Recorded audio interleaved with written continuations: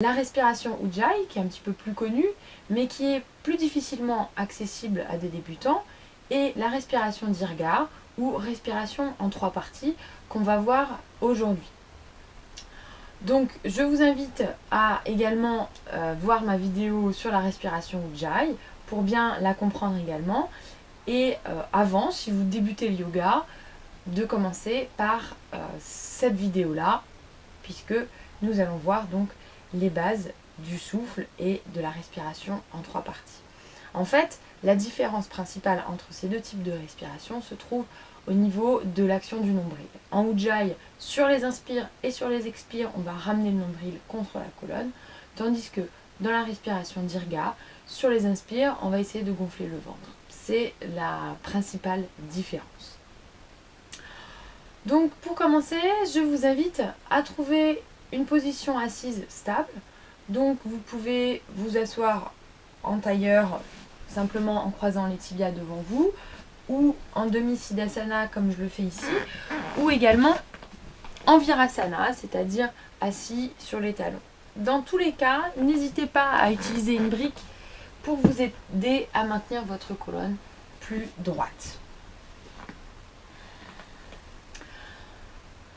De la même manière, vous pouvez également faire ces exercices allongés sur le dos, ça ne pose aucun souci, ou même en cours d'exercice, vous allongez sur le dos si vous sentez que vous êtes inconfortable dans la posture assise. Donc pour commencer, je vous invite à fermer les yeux, allonger la colonne, relâcher les épaules, les traits du visage. Et on va commencer par travailler la respiration abdominale.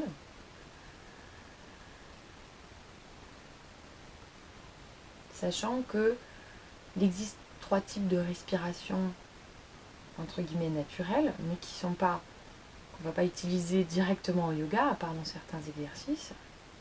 Donc on va commencer avec la respiration abdominale, c'est-à-dire qu'on va, je vous invite à poser une de vos mains sur votre nombril et à sentir que sur les inspires, le nombril s'éloigne de la colonne, donc votre main se soulève légèrement, et sur les expires, naturellement, essayez de faire en sorte que le nombril s'abaisse et rentre vers la colonne.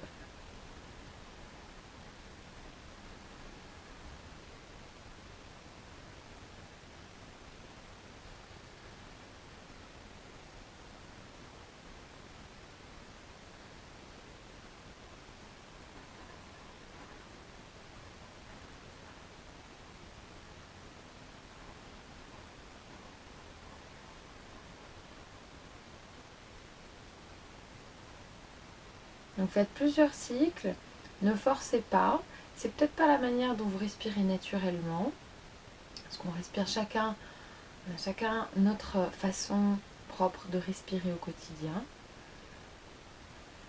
Mais la respiration abdominale est une respiration qui est très calmante, qui est excellente pour renouveler l'air complètement dans les poumons.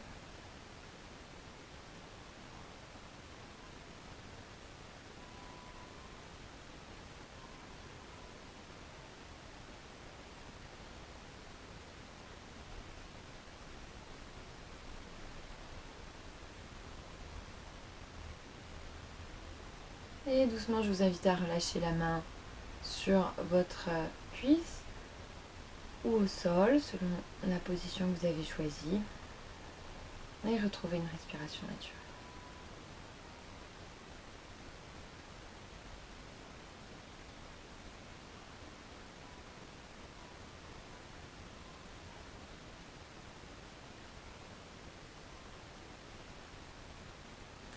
Et on va ensuite, je vous invite à placer vos mains sur vos côtes flottantes, donc sous les seins.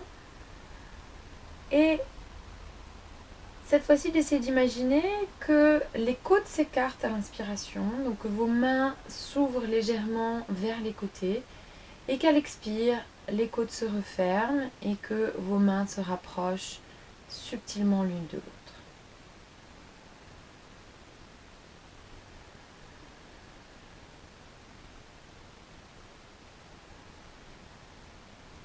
Donc comme si sur les inspires, vous souhaitiez ouvrir des portes coulissantes. Sentez que les côtes s'ouvrent latéralement.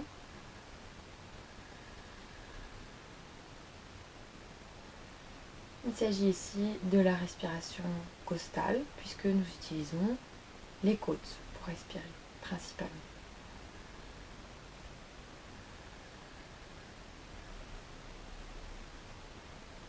C'est une respiration un petit peu plus dynamisante,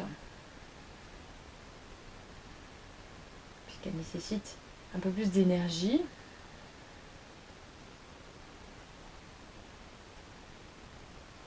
Vous sentirez peut-être la différence d'ailleurs entre la respiration abdominale et la respiration costale. Ne crispez pas les traits du visage.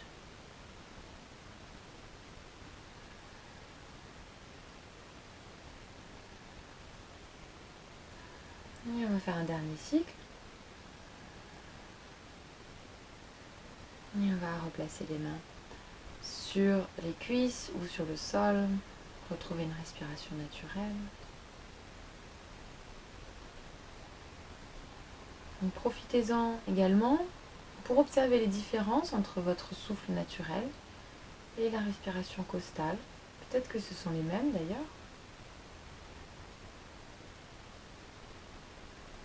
Donc peut-être que c'est très différent pour vous. Pas forcément très facile d'ailleurs, hein, parce que respirer d'une manière différente de celle avec laquelle on respire quotidiennement, ça demande un effort.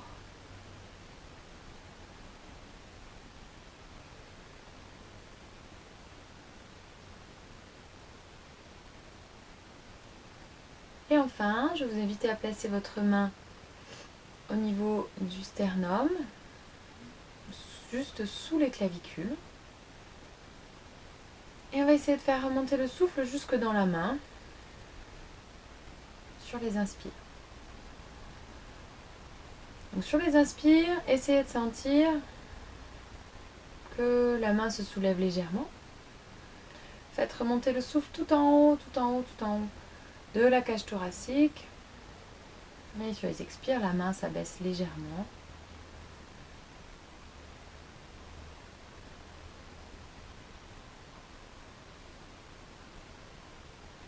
Il s'agit ici de la respiration claviculaire.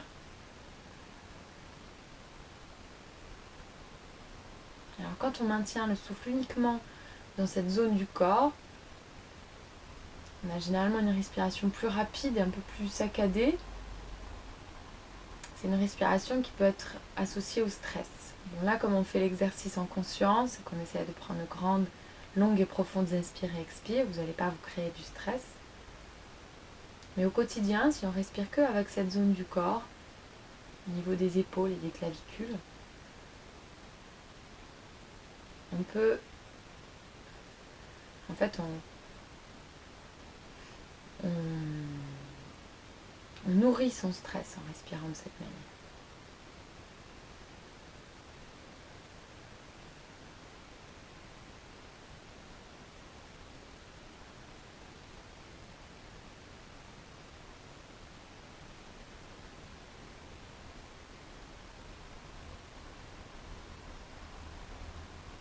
Ne crispez pas non plus les épaules ni les traits du visage, pas d'effort. Quand on fait du pranayama, c'est-à-dire des exercices de respiration, toujours y aller petit à petit, tranquillement.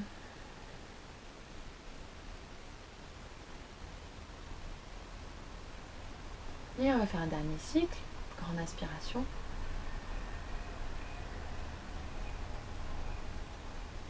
Grande expiration. Je vous invite à nouveau à relâcher votre main sur la cuisse ou sur le sol. Retrouvez une respiration naturelle. Observez les différences et ou les similitudes, sans juger.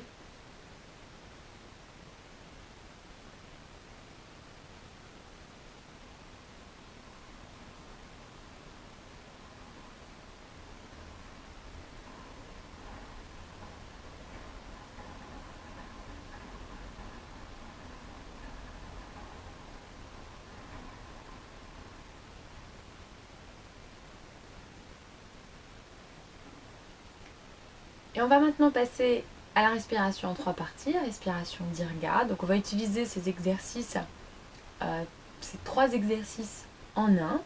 C'est-à-dire que sur les inspirations, on va éloigner le nombril de la colonne, faire remonter le souffle dans les côtes, ouvrir les côtes latéralement, puis jusque dans le sternum. Et à l'expire, on va essayer de vider complètement les poumons sans se soucier vraiment d'activer le nombril ou pas. Du coup, je vous invite à imaginer que vos poumons sont comme des poires. Au début, vous avez beaucoup d'espace, et plus vous montez dans le souffle, et moins vous avez d'espace. Et essayez de remplir tout cet espace, chaque recoin des espaces de ces poires, sur les inspires et sur les expires, de vider entièrement, complètement chaque poumon. N'hésitez pas à nouveau à placer vos mains une main sur le nombril et une autre main sur le sternum pour vous aider dans l'exercice et suivre un peu plus facilement le chemin du souffle. Donc je vous invite sur l'inspire à gonfler le ventre, faire monter le souffle dans les côtes, ouvrir les côtes latéralement puis jusque dans le sternum, et à l'expire à vider complètement les poumons. Inspire, on gonfle le ventre, on ouvre les côtes, on fait remonter le souffle dans le sternum. Expire, on vide complètement les poumons.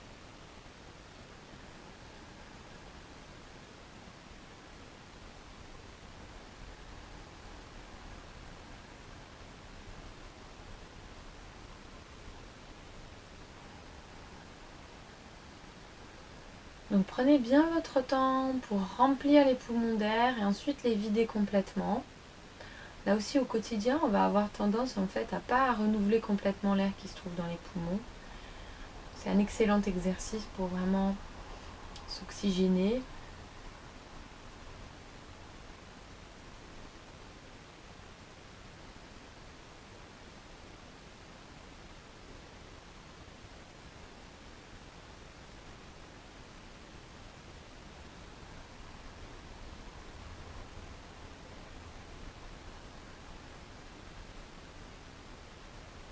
Sur les inspires, pensez à vous grandir. Sur les expires, relâchez les tensions dans les épaules, dans les traits du visage.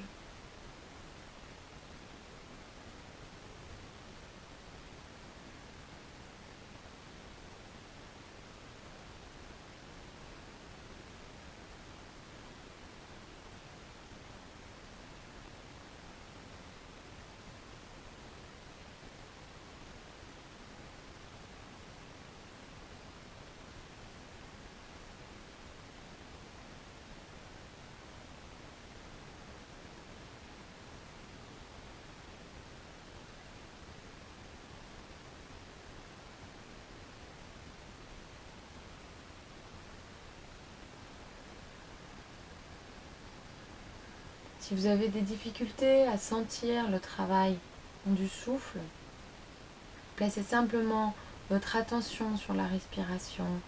Essayez de suivre le chemin du souffle avec la conscience, ventre, côte, sternum. Si ça ne vient pas tout de suite, c'est pas grave. Il faut un petit peu de pratique pour faire cet exercice. Donc faites-le régulièrement, puis vous allez voir naturellement. Vous allez vous sentir de plus en plus à l'aise. Vous allez également développer un peu plus de force dans le diaphragme, ce muscle qui permet d'activer les poumons, de vider et de remplir les poumons d'air. Et plus vous allez travailler, plus vous sentirez que vous avez la capacité de contrôler votre respiration.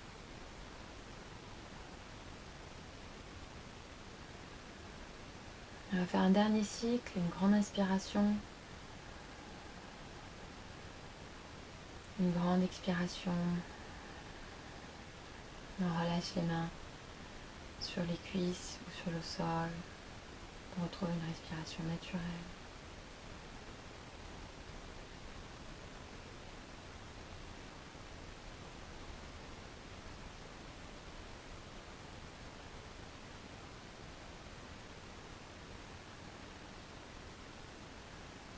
Si vous êtes à l'aise avec Dirga, donc avec l'exercice qu'on vient de faire, la respiration en 3 parties, vous pouvez également rajouter un bandha. Les bandhas sont des verrous d'énergie qui permettent justement de contrôler l'énergie qui se trouve en nous, ce qu'on appelle en yoga le prana.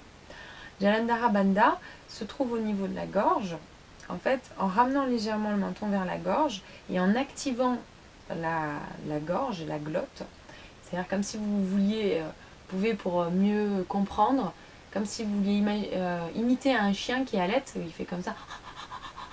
Vous avez une espèce de glotte, c'est pas très sexy à faire, mais c'est pour vous faire comprendre où se trouve cette partie à activer.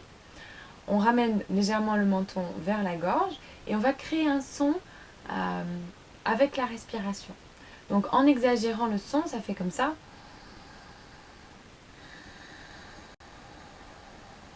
Enfin, j'exagère, hein.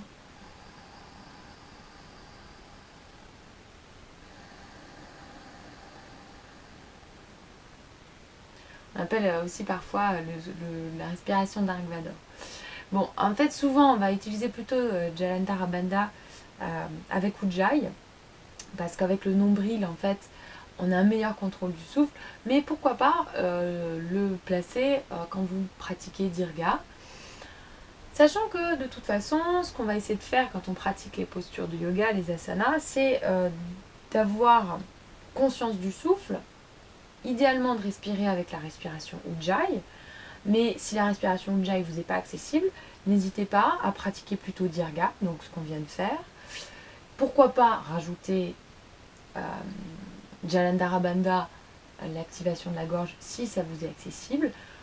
Quelle que soit la respiration qui vous est le plus accessible. J'ai dit beaucoup accessible, mais bon, ça me semble important. Quelle que soit la respiration qui vous est accessible, pensez simplement à avoir beaucoup de conscience dans le souffle. Respirez toujours, sauf indication contraire, avec le nez dans les postures de yoga. Et toujours longues et profondes inspire et expire. Et toujours avec beaucoup de conscience dans la respiration. Voilà, j'espère que ce sera un petit peu plus clair pour vous. Si vous avez des questions par rapport à la respiration, n'hésitez pas à me les poser, soit dans les commentaires YouTube, soit par mail via mon formulaire de contact que vous trouverez sur mon site internet www.yogacoaching.fr, où vous trouverez d'ailleurs plein d'autres conseils par rapport à la pratique. Par placer vos jambes contre un mur, placer le dos au sol et placer les bras le long du corps, les paumes de main tournées vers le ciel. Relâchez complètement le dos au sol. Respirez profondément. Et à chaque expire, sentez que votre corps se relâche sur le sol ou sur votre matelas.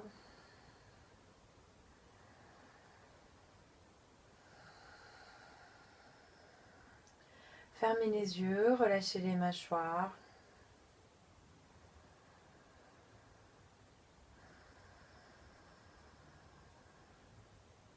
Et sentez toutes les tensions de la journée s'en aller sur chaque expire.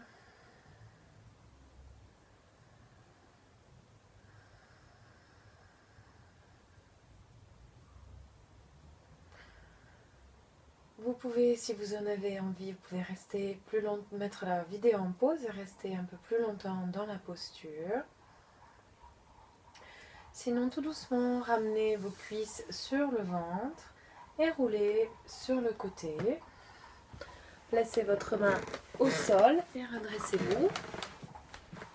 Éloignez-vous du mur. Si vous avez un long coussin à portée de main, vous pouvez le placer sous la colonne vertébrale. Sinon, vous pouvez placer votre dos directement au sol.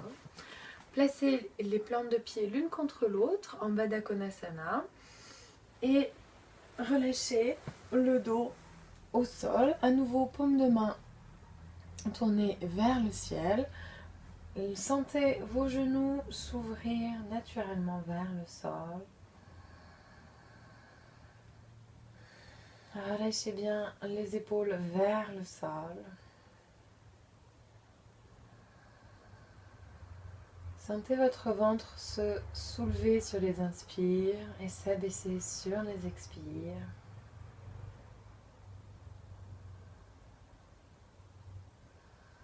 Vérifiez qu'il n'y a pas de tension dans le visage. Relâchez les mâchoires.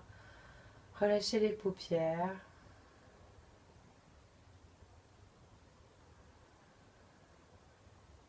Longues et profondes inspire et expire. Et à chaque expire, relâchez toutes les tensions du corps.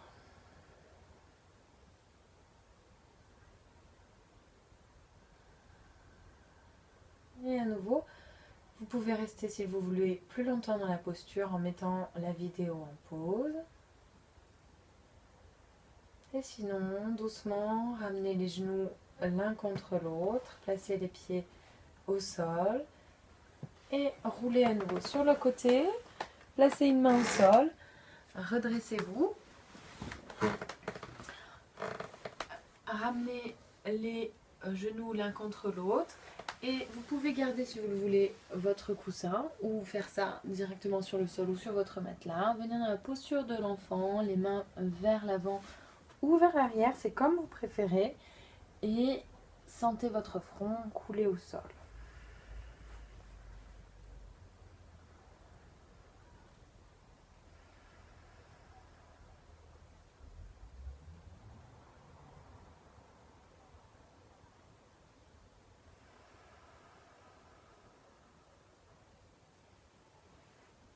Toujours de longues et profondes inspires et expires.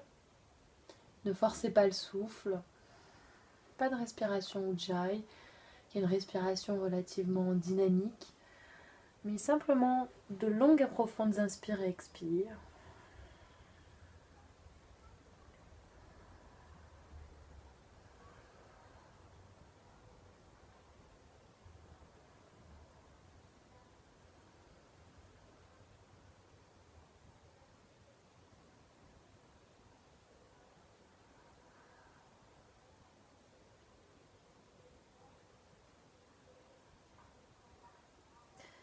Et vous pouvez soit rester dans la posture, soit tranquillement vous redresser sur une inspire. Enlevez le coussin. Venez à nouveau vous allonger sur le dos. Allongez la jambe droite, pliez la jambe gauche, ramenez la cuisse gauche sur le ventre et à l'expire, placez la jambe gauche sur le sol, les paumes de main tournées vers le ciel. Et si vous avez votre coussin avec vous, vous pouvez éventuellement placer la jambe gauche sous un coussin si vous sentez que l'épaule gauche se soulève du sol.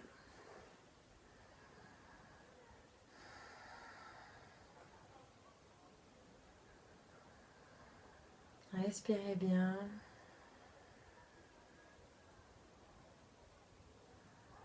Relâchez le dos complètement.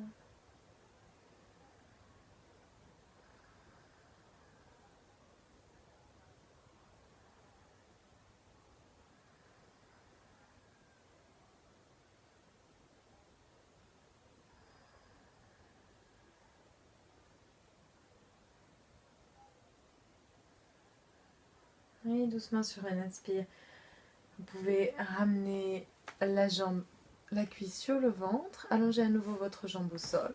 Faire la même chose de l'autre côté avec la jambe droite, plier la cuisse droite sur le ventre et ramener la jambe pliée vers la gauche.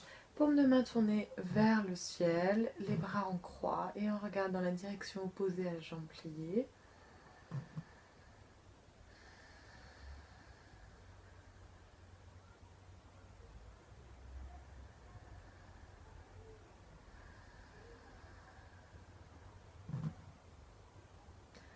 Sentez que votre dos se relâche sur chaque expire.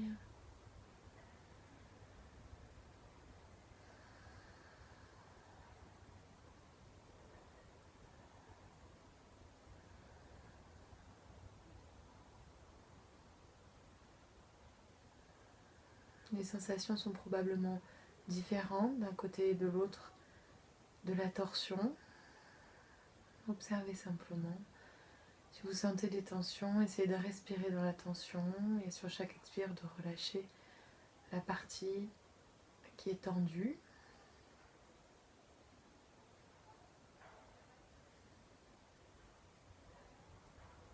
Et doucement, Ramenez la cuisse droite sur le ventre et allongez les deux jambes. Toujours allongé sur le dos, ramenez à nouveau les cuisses sur le ventre, écartez les genoux, levez les tibias, les pieds vers le ciel, attrapez le bord extérieur de vos pieds avec vos mains pour la posture de Ananda Balasana, la posture du bébé heureux. Essayez de garder le bas du dos ancré dans le sol. Si vous avez envie, vous pouvez marquer un léger balancement de droite à gauche pour vous bercer.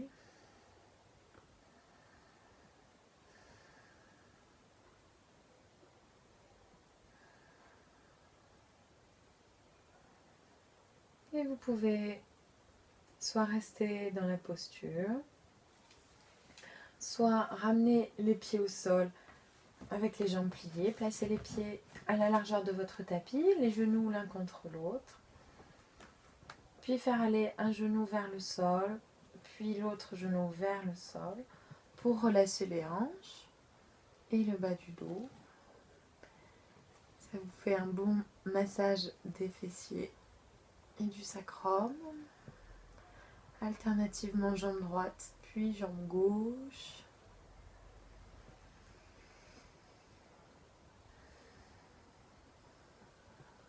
Et enfin, allongez les jambes sur le sol, toujours paume de main vers le ciel. Prenez une grande inspire, retenez le souffle et à l'expire, vous pouvez lâcher un grand soupir. Encore une fois, grande inspire. On retient le souffle à la fin de l'inspire et à l'expire, grand soupir. Une dernière fois, grande inspire. On retient le souffle et un grand soupir.